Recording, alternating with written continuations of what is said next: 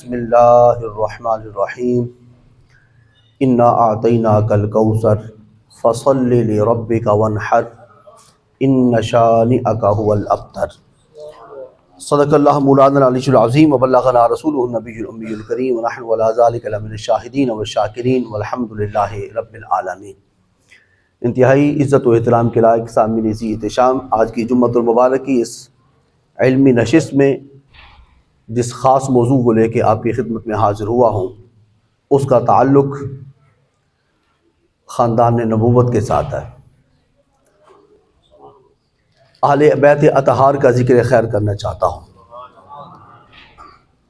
اس پاکیزہ خاندان کا ذکر خیر کرنا چاہتا ہوں جن کا ذکر خیر خود اللہ نے فرمایا اور کسی ایک مقام پر نہیں فرمایا۔ قرآن مجید فرقان حمید کے کئی ایک مقامات پر اہل بیت اطہار کا ذکر جمیل بے نیاز پروردگار نے خود فرمایا ہے۔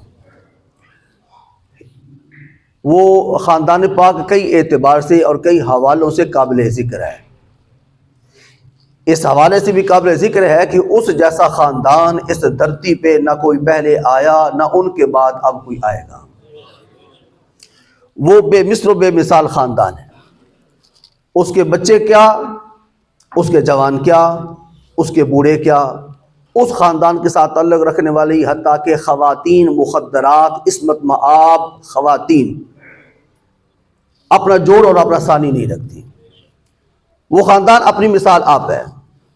اللہ رب العزت نے پوری نسل انسانی میں سے اس خاندان کے افراد کو خود چنا ہے، اور چن کر اللہ کریم نے ان کے وجود ہائے مقدسہ میں اور ان کے نفوس مزکیہ میں رحمت الہیہ نے صفات کو ایسے بھر دیا ہے کہ ان کو جس اینگل سے، جس زاویے سے، جس جہت سے، جس رخ سے دیکھا جائے ہمیں کوئی نہ کوئی خوبی نظر آتی ہے۔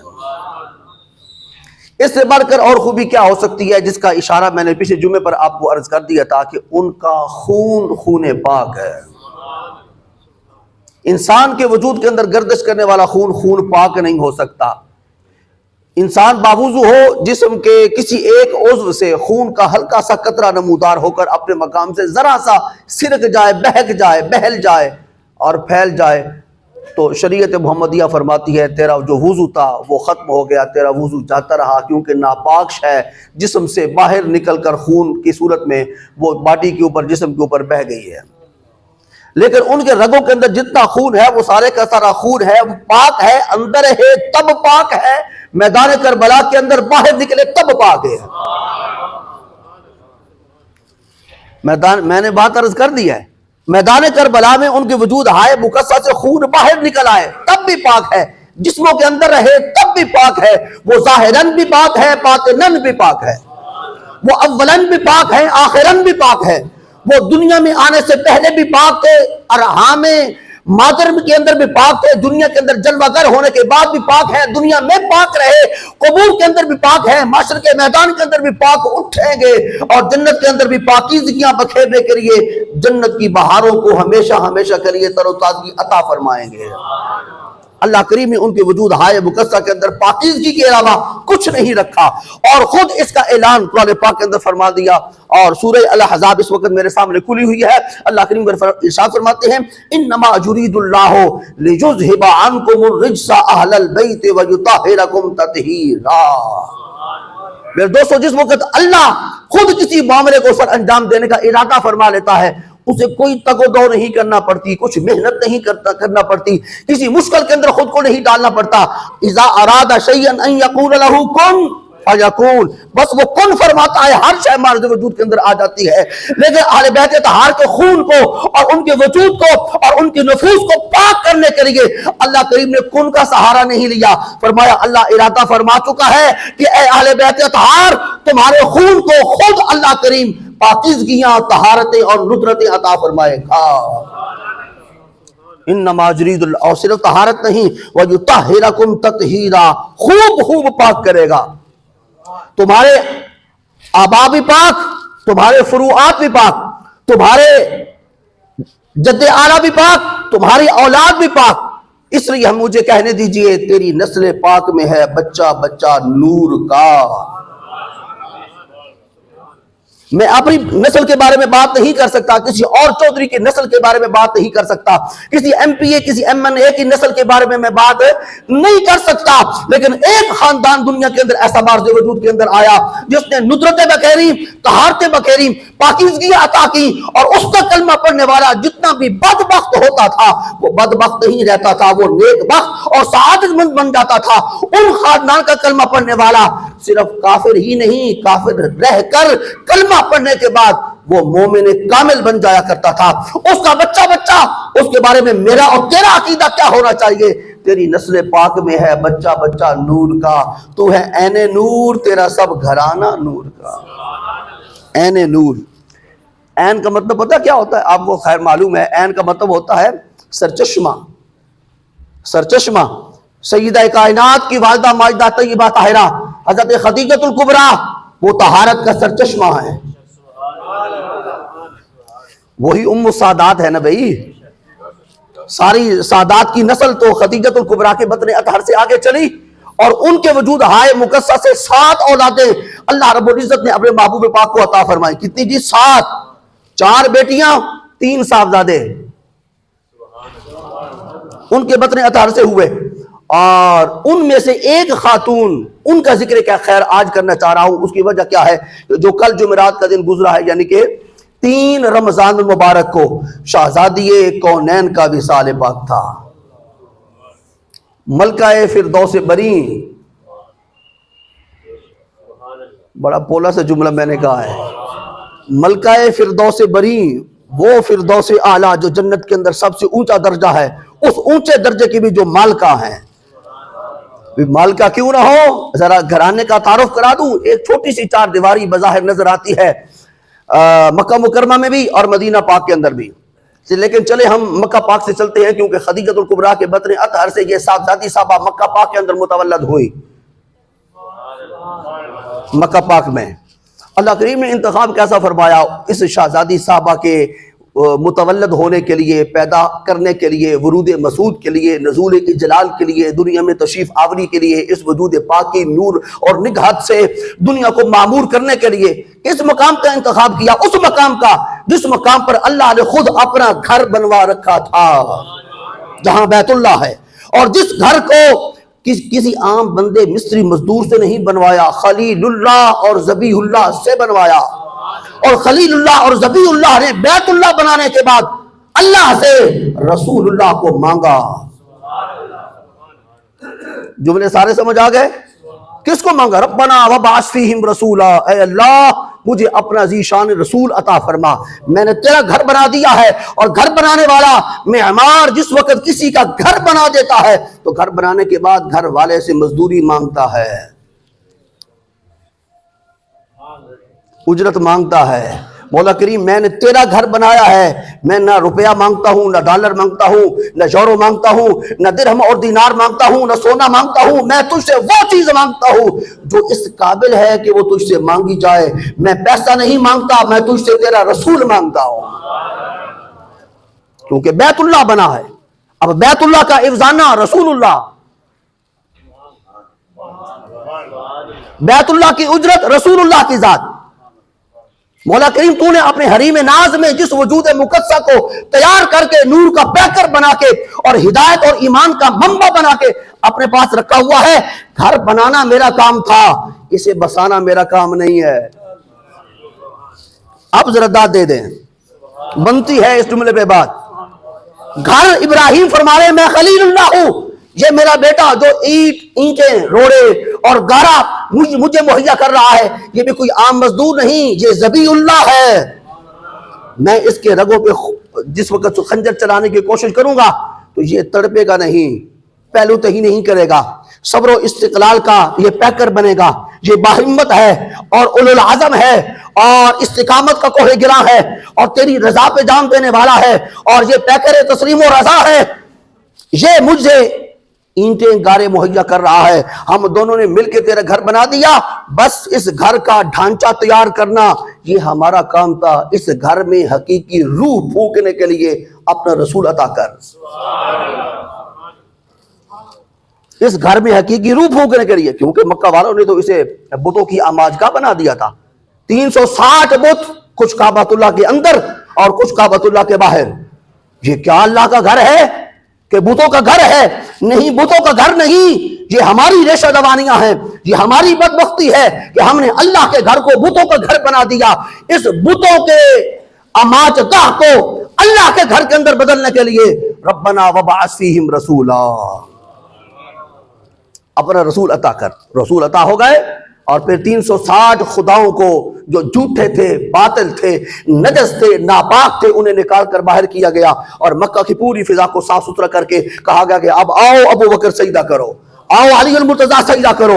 लेकिन काबतुल्लाह को सजदा नहीं करना, ये तो समत है और किबला है, इसको सजदा नहीं करना। जिसका ये घर है, रुख इस तरफ करना है, सजदा उसको करना है। जुमला समझ आ गया? मैं और आप किबले की तरफ रुख करके नमाज पढ़ते हैं, किबले को सजदा नहीं करते। इस पेशानी में चलते हुए सजदे किबला को अदा नहीं होते, किबला के खालिक और मालिक और उसके बनाने वाले की तरफ मुतवज्जे होते हैं। ये जबीर नाज झुकेगी तो फकर अल्लाह के हुजूर, किसी गैर के आगे ये नहीं झुक सकती। इसके शायान शान ही नहीं है कि किसी गैर के सामने झुके। हाँ, इसके शायान शान यही है कि जब झुके रब के सामने झुके। और मेरे दोस्तों, मेरा पुराना जुमला, सर वही सर है जो अल्लाह के हुजूर झुकने का आदी हो, और इस जिस्म पर सर वही जचता है जिसे झुकने की लज्जत नसीब हो जाए। एक है झुकना, वो तलवार के जोर पर भी झुकाया जा सकता है किसी के सर को, और पैसे के बलबूते पे किसी को खरीद कर भी उसके सर को झुकाया जा सकता है। ये झुकाना कुछ माना नहीं रखता।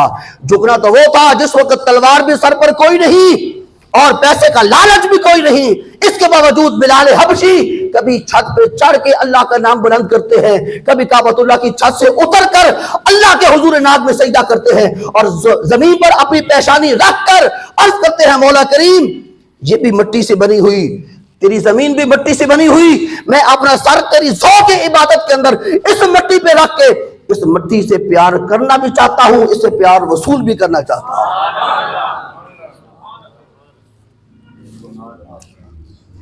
वो एक जुमला आप हजरात ने सुन रखा होगा, अल जिन्सो जमीलो इलल जिन्स, जिन्स जिन्स की तरफ माइल होती है।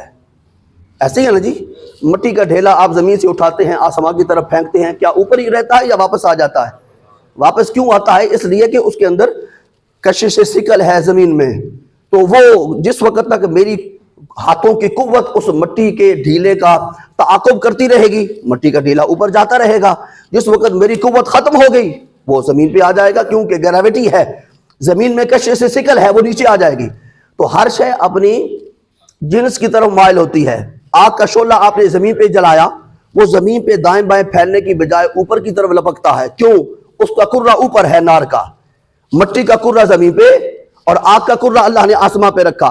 मिट्टी का ढेला ऊपर फेंका, नीचे आया, आग का अलाव नीचे रोशन करने की कोशिश की, वो ऊपर की तरफ गया। अल जिन्स जमील अल जिन्स, जिन्स अपने जिन्स की तरफ माइल होती है। ये जिन्स भी किसी शय से बनी है, मिट्टी। मिनहा खलकनाकुम वफीहा नुईदुकुम वमिनहा नुखरिजुकुम तारतन उखरा। परवरदिगार आलम फरमाते हैं, इंसान तुझे मैंने मिट्टी से तख्लीक किया और मिट्टी से तख्लीक करने के बाद मिट्टी के ऊपर चलने का अंदाज ढंग सिखाया,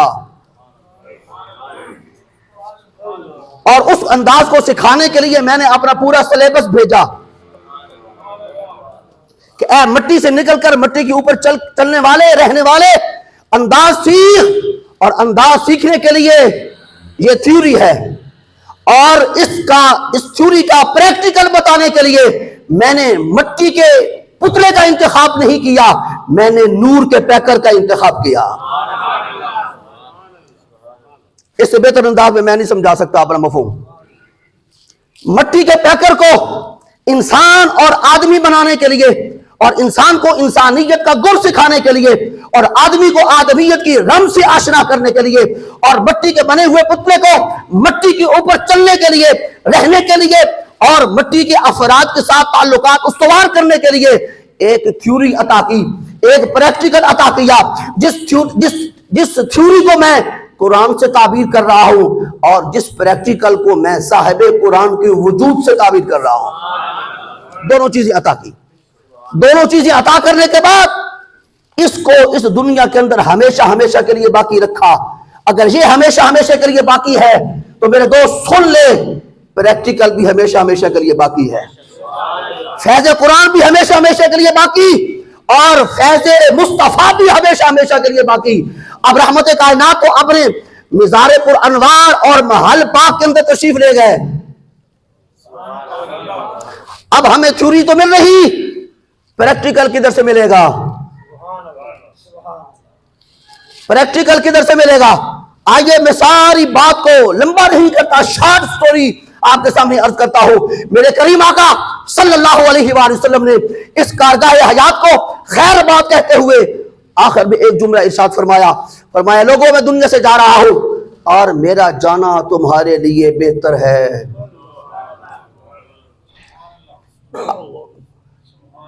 میرا تمہارے اندر رہنا بھی بہتر, اور میرا تم سے رخصت ہو کے جدا ہو کے آگے چلے جانا بھی بہتر, اس لیے کہ مجھے اپنی امت سے پیار ہے, آگے جاؤں گا, آنے والی امت کے لیے راستوں کو ہموار اور خوشگوار بناؤں گا. اس قدر کوئی نبی اپنے امت کے ساتھ پیار کر ہی نہیں سکتا جتنا پیار اللہ نے امت محمدیہ کا محمد پاک کے قلب اطہر کے اندر رکھا تھا. امتی تو درود پڑھنے میں بھی سوچتا ہے کہ پڑھوں یا نہ پڑھوں, یہ پڑھوں کہ وہ پڑھوں, اس وقت پڑھوں یا اس وقت پڑھوں بھی یا نہ پڑھوں. وہ اس مخمصے کے اندر ہے اور اس بیماری کا شکار ہے. لیکن پاک پیغمبر کیا فرما رہے ہیں؟ میں تمہارے اندر رہوں تب تمہارے لیے بہتر ہوں, تم سے جدا ہو کے چلا جاؤں پھر بھی تمہاری بہتری کے لیے جاؤں گا, تمہاری بہتری کے لیے جاؤں گا. وہ آگے تشریف لے گئے ہیں, وہاں سوئے ہوئے نہیں. جب میں ان کے سونے کا قول نہیں کر رہا تو ان کے موت کا کیسے قول کر سکتا ہوں؟ وہ وہاں پر تشریف فرما ہو کر تیرے میرے لیے اگلی جہان کے اخروی منظروں کو آسان فرما رہے ہیں. اور جس وقت تو معاشر کے میدان میں پلسرات سے گزرنے لگے گا, وہ پلسرات کے کنارے پر کھڑے ہو کر رب سلم کے تحت تجھے سلامتی کے ساتھ پار گزرنے کی دعائیں عطا فرما رہے ہوں گے. کوئی اور نبی وہاں پہ نہیں ہوگا, کوئی اور رسول نہیں ہوگا. میں ہر رسول کو سلام پیش کرتا ہوں, ہر نبی کی بارگاہ ناز کے اندر عقیدت کے ساتھ نیاز پیش کرتا ہوں, لیکن میں معاشر کے میدان میں دیکھ رہا ہوں جو عزتیں, عظمتیں, رفعتیں, کمالات اور عروج اللہ نے اپنے محبوب محمد پاک کو عطا کیا ہے, وہ کسی اور کا حصہ نہیں, وہ کسی اور کا حصہ, اور وہ محبوب اللہ نے آپ کو عطا فرمایا ہے. مجھے یہ تو ذرا سادہ سی جٹکالی والی بات بتا دیں, کبھی کوئی اپنا محبوب بھی کسی کو دیتا ہے؟ نہیں بات سمجھ آئی تو بس ٹھیک ہے. اگر کسی کو کسی کے ساتھ محبت ہو جائے وہ کسی کو دیتا ہے. آپ کی جیب میں بھی پیسہ ہے, میری جیب میں بھی پیسہ ہے, مجھے بھی اس کے ساتھ پیار ہے, آپ کو بھی پیار ہے, نکال کے دے دیں گے کسی کو. بہت زیادہ کوئی کرے گا تو 10 روپے نکال کر کسی غریب اور فقیر اور مفلس اور نادار کے ہاتھ پہ رکھے گا اور خود کو پھر اپنا حاتم تائی تصور کرے گا. ایسے ہی ہے. تو محبوب شے بھی کسی کو بندہ دینے کے لیے تیار نہیں جو ختم ہو جانے والی ہے. کہاں محبوب رب ذوالجلال اور کہاں پروردگار کے حوصلے. فرمایا میں نے جس ذات کو کل کائنات میں سے چنا ہے اور وہ ایک ہی ہے, کیونکہ میں ایک ہوں. وہ ایک ہی ہے کیونکہ میں ایک ہوں. محبوب بھی ایک, محب بھی ایک, رشتہ محبت بھی ایک, اس جیسی اور شے بھی کوئی نہیں. فرمایا پھر دیکھو اے امت محمدیہ, میں نے وہ اپنا محبوب تمہارے سپرد کر دیا, ہم نے تمہیں دے دیا اور ہم نے سب کچھ دیا, کسی پہ ہم نے احسان نہیں جتلایا. اب ہمارا حق بنتا ہے کہ ہم احسان جتلائیں. چوتھا پارہ اللہ کی ارشاد فرماتے ہیں لقد من اللہ علی المؤمنین اذ بعث فیہم رسولا. ڈال دیا, لطف آیا کہ نہیں آیا؟ اللہ کی فرماتے ہیں میں نے بندوں پر احسان فرمایا, میں نے اہل ایمان پہ احسان فرمایا کہ میں ایک تھا, میرا رشتہ محبت بھی ایک تھا اور میرا محبوب بھی ایک تھا.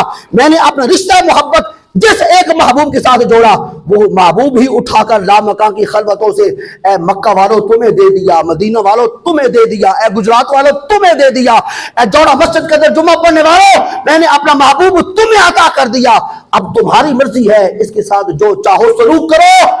یہ تو صدائے دل نواز بلند کر رہا ہے، ادھر آ پیارے ہنر آزمائیں، تو تیر آزما ہم جگر آزمائیں۔ تم نے پتھر مارنے ہیں مار لو، تم نے گالیاں دینی ہے اپنا جی راضی کر لو، تم نے کاہن کہنا ہے، شاعر کہنا ہے، جادوگر کہنا ہے، مجنون کہنا ہے، تو تمہارے جی میں آتا ہے اپنے ظرف کے مطابق کہتے رہو، یہ ہر گالی سن کے تمہیں دعائیں ہی عطا کرے گا۔ تم اس کے راستے میں کانٹے بچھا کے دیکھ لو، گڑھے کھود لو، اور اس کے لیے میدان کارزار کو گرم کرتے رہو، جو تمہارے جی میں آتا ہے کرتے رہو، لیکن میں نے محمد کو ایسا حوصلہ، ایسی جرأت، ایسی بہادری اور ایسا قوت برداشت عطا کیا ہے کہ یہ میدان جہاد کے اندر جا کر بھی اپنے پیرامیٹرز اپنے مجاہدین کو عطا کرے گا۔ کسی بوڑھے پہ ہاتھ نہیں اٹھانا، کسی عورت کے اوپر ہاتھ نہیں اٹھانا، بچے یہ چھوٹے ہیں، مجھے ان کے ساتھ امید ہے کہ کل یہی کلمہ پڑھ کے مجاہدین کی صف میں شامل ہوں گے، بچوں پہ ہاتھ نہیں اٹھانا، اور جو جوان تمہارے سامنے آئے کافروں کے، ان کے سامنے بھی آج خود نہیں جانا جب تک کہ وہ تمہیں مارنے کے لیے ارادہ پختہ نہ کر لے۔ یہ تعلیمات ہیں کس کی؟ رحمت للعالمین کی، رحمت للعالمین کے۔ اللہ اکبر، وقت تو بالکل ختم ہونے کے بالکل قریب ہو گیا، چلیں ہم اپنے موضوع کی طرف آتے ہیں۔ وہ میرا موضوع کیا تھا؟ اللہ کریم نے یہ خاندان بڑا عجیب بنایا۔ اس خاندان کو ایک چار دیواری کے اندر اگر آپ دیکھیں تو 5 چمکتے ہوئے آفتاب ہیں۔ کتنے جی؟ میرے گھر کے اندر کوئی چراغ اور آفتاب نہیں، ماہتاب نہیں ان جیسا، آپ کے گھر بھی اس چراغ اور آفتاب سے خالی ہے۔ میرے گھر کے اندر جو چراغ جلتا ہے ٹمٹماتا ہے، کچھ وقت جلتا ہے ٹمٹماتا ہے پھر بجھ جاتا ہے، چراغ سحری ہے، لیکن یہ گھر ایسا ہے، اس گھر کے اندر ایک چراغ نہیں 5 آفتاب عالمتاب ہیں۔ بے دم یہی تو 5 ہیں مقصود کائنات۔ اب بھی اگر میں تو اب آپ کی زبان میں بات کر رہا ہوں اور بر صغیر کی بات کر رہا ہوں، ایک شاعر کی، بے دم وارسی، بے دم یہی تو 5 ہیں۔ بھائی کچھ وجود ہوتے ہیں حادثاتی، جو حادثاتی طور پر مارز وجود میں آ جاتے ہیں۔ آپ جملہ سنیے گا، کچھ وجود ہوتے ہیں مقصودی، کچھ وجود ہوتے ہیں، قرآن وجودی مقصود ہے، مقصودی وجود ہے، رحمت کائنات کا وجود اطہر مقصودی ہے، حضرت علی المرتضیٰ کا وجود اطہر مقصودی ہے، خاتون پاک کا وجود پاک مقصودی ہے، امام حسن اور امام حسین دونوں کے وجود حادثاتی نہیں مقصودی ہیں۔ یہی تو 5 بے دم یہی تو 5 ہیں مقصود کائنات۔ خیر النساء، خیر النساء، نام نہیں لینا، خیر النساء پہلی کون ہے ان میں سے 5 میں سے؟ خیر النساء، جو ساری عورتوں سے بہتر ہے۔ چلے اس پہ ایک حدیث پاک سماعت فرما لیجئے۔ حضرت خاتون پاک رضی اللہ تعالی عنہا، کس خاتون پاک کی بات کر رہا ہوں کیونکہ اس معاشرے کے اندر اور بھی کئی خواتین پاک تھیں، میں جس خاتون پاک کی بات کر رہا ہوں یہ وہ ہیں جو رحمت کائنات کی صاحبزادی ہیں، علی المرتضیٰ کی زوجہ محترمہ ہیں، اور امام حسن اور امام حسین کی والدہ ماجدہ طیبہ طاہرہ نفیسہ زکیہ محدثہ مفسرہ ہیں، اور جنت کا افتتاح فرمانے والی ہیں، ملکہ فردوس سے بری ہیں۔ آپ علیل ہو گئی، اور ان کی عیادت کے لیے، مزاج پرسی کے لیے اللہ کی رحمت خود چل کے ان کے گھر گئی۔ اللہ کی رحمت میں کسے کہہ رہا ہوں؟ کوئی ہوا ہے، کوئی پانی ہے؟ ماشاءاللہ ماشاءاللہ۔ میں نے جب اللہ کی رحمت کا ذکر کیا تو میرے سامعین میں سے ایک نے جواباً کہا صلی اللہ علیہ وسلم۔ سلام پیش کرتا ہوں اس سامع کو۔ اللہ کی رحمت نہ ہوا کے اندر، نہ پانی کے اندر، نہ مٹی کے اندر، نہ آفتاب کے اندر، نہ آسمان کی بلندی میں۔ اللہ کی رحمت نہ مٹی میں، کسی شے میں اللہ کی رحمت نہیں ہے۔ اللہ کی رحمت کو مجسم شکل میں دیکھنا ہو تو آمنہ کے لال کو دیکھ لو، مجسم شکل میں، سر سے لے کے پاؤں تک سراپا رحمت۔ اور جسم اطہر کا جملہ، جسم اطہر کا ایک ایک عضو قاسم رحمت۔ چلیں اس کو بھی سلیس کر دیتا ہوں، قاسم رحمت کیا ہوتا ہے؟ رحمت تقسیم کرنے والا، ایک ایک عضو رحمت تقسیم کرنے والا۔ آنکھیں رحمت تقسیم کرتی، کان رحمت تقسیم کرتے، زبان رحمت تقسیم کرتی، جملہ لعاب دہن رحمت تقسیم کرتا۔ ہاسپٹل کے اوپر اندر لکھا ہوا ہوتا ہے ایک جملہ، یہاں تھوکنا منع ہے کیونکہ تھوک کے اندر جراثیم ہیں، منع ہے۔ کوئی حضرت انس سے پوچھے کہ تمہارا کھاری کنواں میٹھا کیسے ہوا؟ کوئی حضرت علی المرتضیٰ شیر خدا سے پوچھے کہ آپ کی آنکھیں دکھتی تھی، ان آنکھوں کے نے ہمیشہ ہمیشہ کے لیے دکھنا فراموش کیا تو کس انداز سے کیا؟ کون سی میڈیسن استعمال کی تھی؟ وہ کہیں گے لعاب دہن مصطفیٰ تھا۔ اور اسی لعاب دہن مصطفیٰ کا دوسرا نام اس فقیر کے نزدیک آب شفا ہے۔ جی بھائی تھوک کے اندر تو جراثیم ہوتے ہیں، میں کہتا ہوں بالکل ہوتے ہیں، لیکن تھوک ہو تو، اور اگر لعاب دہن میں بدل جائے، جراثیم پھر بھی رہتے ہیں لیکن مثبت بن جاتے ہیں۔ نہیں جملہ سمجھایا؟ منفی جراثیم کے اثرات ختم ہو جاتے ہیں، چیز کے بدلنے سے، جگہ کے بدلنے سے حکم بدل جاتا ہے۔ مٹی آپ کی سڑک کے اوپر بھی پڑی ہوئی ہے، کبھی وہاں پہ آپ سجدہ نہیں کریں گے، وہی مٹی گرد و غبار کی صورت میں اڑ کر مسجد کے سین میں آ جائے، صفائی کا اہتمام کوئی نہ ہو، اسی مٹی پہ آپ سجدہ کریں گے کہ نہیں کریں گے؟ کیوں؟ اب وہ مٹی سڑک کی مٹی نہیں رہی، مسجد کی مٹی بن گئی۔ نہیں نہیں نہیں نہیں نہیں مجھے مزہ نہیں آیا۔ وہ مٹی اب بدل گئی، مٹی کا مقام بدلا تو ساتھ ہی اس کا حکم بدلا، کیونکہ نسبت بدلی۔ جب نسبت مکان کی وجہ سے بدلی تو چیز کا حکم بدل گیا۔ یہ کاغذ ہے، اس کے اوپر قرآن لکھا ہوا، ایک آکسفورڈ کا نصاب کسی کاغذ کے اوپر لکھا ہوا ہے، آپ راہ چلتے ہوئے گزرتے ہیں، بڑا قیمتی کاغذ ہے، آکسفورڈ کا اس کے اوپر نصاب لکھا ہوا ہے، لنکن ان یونیورسٹی کا نصاب لکھا ہوا ہے، کیمبرج یونیورسٹی کا نصاب لکھا ہوا ہے، اور اس کے اوپر لیڈز یونیورسٹی کا نصاب لکھا ہوا ہے۔ آپ گزر جائیں گے، پتہ نہیں کیا لکھا ہوا ہے، کالے دل والے نے کالے قلم کے ساتھ کالے حرفوں کے ساتھ کیا لکھا ہے نہیں پتا۔ ایک عام سے کاغذ کے اوپر قرآن پاک کی آیت نہیں، ایک حرف لکھا ہوا، ایمان والے کو مل جائے کیا کرے گا؟ بھائی کاغذ تو وہ قیمتی تھا، ایمان والا اندر سے جواب دے کر میں باضمیر ہوں، میں باہمیت ہوں، میں غیرت مند ہوں، میں کاغذ کے قیمت کے اعتبار سے چیز کی ویلیو نہیں ڈالتا، میرے نزدیک ویلیو ہے تو لفظ کی ہے، لفظ کی بھی صرف نہیں، نسبت والے لفظ کی ہے۔ نسبت والے وہ مقام بدل گیا، کاغذ کا مقام بدل گیا، مٹی کا مقام بدل گیا۔ اللہ اکبر، جملہ عرض کر دیتا ہوں تاکہ شریعت مطہرہ بھی مجھ سے راضی ہو جائے۔ 1,24,000 انبیاء اور رسولان اعظام دنیا میں تشریف لائے اور ان کے قدوم میمرت نزوم مٹی پہ لگے، مٹی جیسے تھی ویسے رہی، ایک وجود پاک آیا دنیا میں۔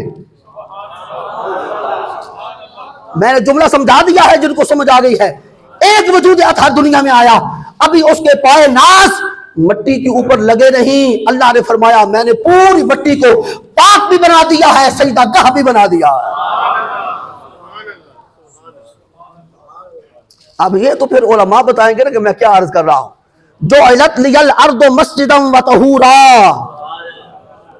حضرت آدم علیہ السلام کی شریعت میں تیمم جائز نہیں تھا، حضرت عیسیٰ علیہ السلام کے حیات طیبہ میں بھی تیمم جائز نہیں تھا، حضرت آدم سے لے کے حضرت عیسیٰ تک جس نبی کی امت میں نماز پڑھنی ہوتی تھی اس نبی کے لیے حکم تھا کہ وہ اپنی انگلی کے ساتھ دائرہ لگا دے، اس دائرے کے اندر آ کر نماز پڑھنی ہوگی، کیونکہ دائرے سے باہر ساری جگہ ناپاک ہے۔ اب میں آپ سے پوچھتا ہوں کہ لیاقت باغ میں نماز پڑھنا جائز ہے کہ نہیں؟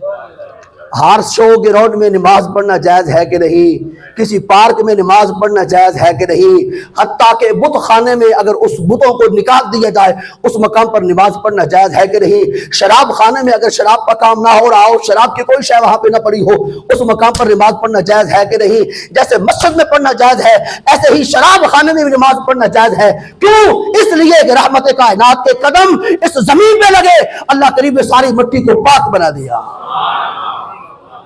پوری مٹی پاک ہے، اور مٹی کی جنس سے جو شے بھی پیدا ہوگی اس کے اوپر بھی ہاتھ مار کے تیمم کر لینا جائز ہے۔ اگر جملہ میرا پسند آ جائے تو پلے باندھ کے چلے جائیے۔ اللہ کریم فرماتے ہیں اے میرے بندے، اور تو میری نماز پڑھنا چاہ رہا ہے، عبادت مقصودہ کرنا چاہ رہا ہے، اور تیرے پاس پانی نہیں ہے یا تو بیمار ہے اور تو پانی استعمال نہیں کر سکتا، تو پھر ایسا کر، اس مٹی کو اپنے چہرے پہ مل لے جس مٹی کو کروڑویں نسبت میرے محبوب کے قدموں کے ساتھ ہے۔